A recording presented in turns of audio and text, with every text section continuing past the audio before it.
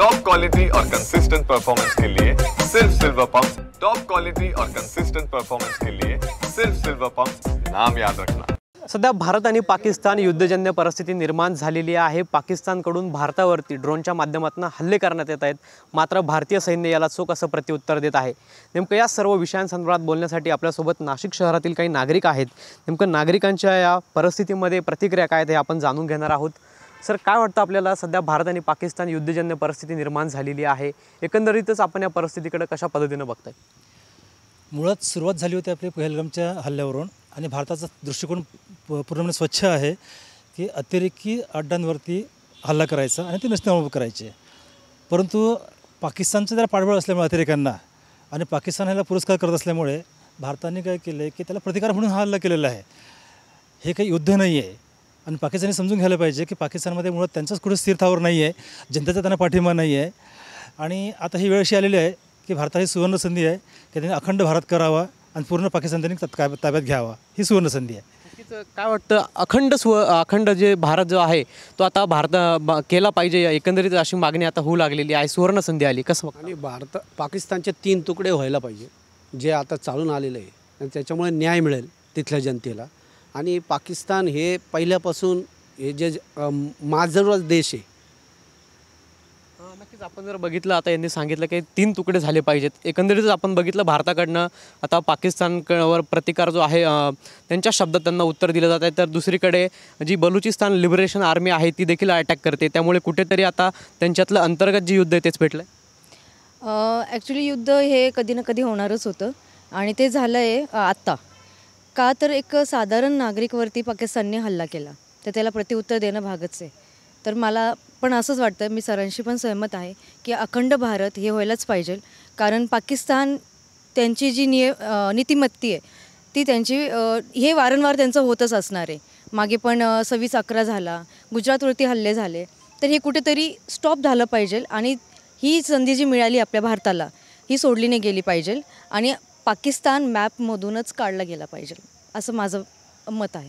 नक्कीच आपण जर बघितलं तर भारताने कुठेतरी त्यांच्या दहशतवादाविरोधात कारवाई केली होती, मात्र आता पाकिस्तानकडून जे सिव्हिलियन्स आहेत, भारतातील काही रहिवासी भाग आहेत, काही शहरं आहेत, ते टार्गेट केले जात आहेत।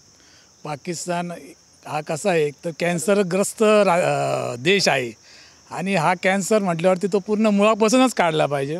पाकिस्तानचे 3 तुकडे एक तर केले पाहिजे किंवा पाकिस्तान पृथ्वीच्या नकाशावरनं नष्ट केला पाहिजे, काहीतरी असं फायनल काम केलं पाहिजे। नक्कीच आपण जर बघितलं तर भारतीय सैन्य जे आहे ते पाकिस्तानला मुंहतोड जवाब देत आहेत, तशाच पद्धतीनं कारवाई जी आहे ती भारताकडनं सुरू आहे। काय वाटतं आपल्याला? मला तर अतिशय आपल्या सैनिकांवर असेल, आपल्या जवानांवर असेल, इतका प्रचंड गर्व आहे। जो आम्ही GSTच्या रूपाने, टॅक्सच्या रूपाने जे पैसे सरकारने आमच्याकडून घेतले, आम्हाला इतकं आत्तापर्यंत असं वाटत होतं का सरकार आम्हाला काहीतरी लुटतं असं काही, पण त्याची जी यंत्रसामुग्री खरेदी केल्या गेली, आज एकही आपल्यावर हल्ला होऊ शकला नाही। पाकिस्तानने एवढे ड्रोन पाठवले, एवढे फायटर विमानं पाठवले, एकही हल्ला या भारत देशावर आपल्या होऊ शकला नाही। हीच आपली खरी ताकद, हाच खरा बलशाली भारत आहे आणि हीच अखंडता आहे। आत्ता मी कालच रील्स बघत असताना एका मुस्लिम बांधवाने रील्स केलं का जर का समोरून अतिरेकी आला आणि त्यांनी मला विचारलं तुझं जात काय, तुझा धर्म काय, तर मी सांगेल मी हिंदू आहे, माझं नाव हिंदू सांगेल त्याला आणि त्याला ठोकल, म्हणजे त्याला मारून टाकल। ही इथल्या मुस्लिम बांधवांची सुद्धा भावना आहे। देशाची अखंडता परत जिवंत झाली आहे। देशात आपल्याला आता एकच कळतं आहे का फक्त आपला देश टिकला पाहिजे, आपलं राष्ट्र टिकलं पाहिजे आणि जे जवान तिथं लढत आहे त्यांना सल्यूट करतो, जे शहीद झाले त्यांना श्रद्धांजली वाहतो आणि देश अजून पुढे आपण जशी त्यांच्याकडून हे होईल, आपल्यावर अटॅक येतील तशी त्याला प्रतिकार देण्याची अखंड शक्ती भारतासारखा बलशाली देश अमेरिकेनंतर असेल, तर पण आपण आता खरंच बलशाली आणि प्रगती राष्ट्र झाले। म्हणून हे बाकीचे राष्ट्र आपल्यावर आता, तो छोटासा देश आहे, आपण सिंह आहोत, भारत हा सिंह आहे, तो कुत्रा आहे, तो भुंकतोय रोज काही ना काही कुठून तरी खोड्या काढतोय, भुंकतोय। तो पिसळलेला कुत्र्याला भारताने आता नष्टच केलं पाहिजे, एकंदर रेबिलिटीचं इंजेक्शन देऊन त्याला मारूनच टाकलं पाहिजे, अशी तीव्र भावना आहे आपल्या भारतीयांची। आपण जर बघितलं तर या नाशिककरांच्या तीव्र भावना ज्या आहेत ते एक भारतीय म्हणून समोर येत असल्याचं आपल्याला पाहायला मिळतं। आपल्यासोबत आणखी काय आहेत? सर, काय वाटतं आपल्याला, पाकिस्तानकडून आता सिव्हिलियन्स जे आहेत ते टार्गेट केले जातात? सर, पाकिस्तानकडून म्हणण्यापेक्षा पाकिस्तानचे जे अतिरेकी आहेत म्हणा किंवा त्यांचे जे सैन्य आहे, आर्मी आहे, ते करतं आहे। मुळात पाकिस्तानच्या नागरिकांची पण इच्छा नाही आहे हे युद्ध व्हावे म्हणून, कारण त्यांचे मुळात त्यांचे मूलभूत प्रश्न खूप महत्त्वाचे आहेत त्यांना, आणि हे तात्पुरतं आहे। पाकिस्तान टिकू शकणार नाही आपल्यासमोर, हे त्यांनाही माहिती आहे। पण आता काहीतरी शांत बसण्यापेक्षा काहीतरी करून दाखवलं पाहिजे, या आवेशाने ते करत आहेत, तसं ते चुकीचं आहे।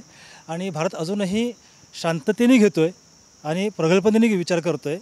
पण एकदा जर ही वेळ समजा बाउंड्री क्रॉस केले गेले त्यांच्याकडून तर मात्र मग त्यांना परिणाम भोगावे लागतील.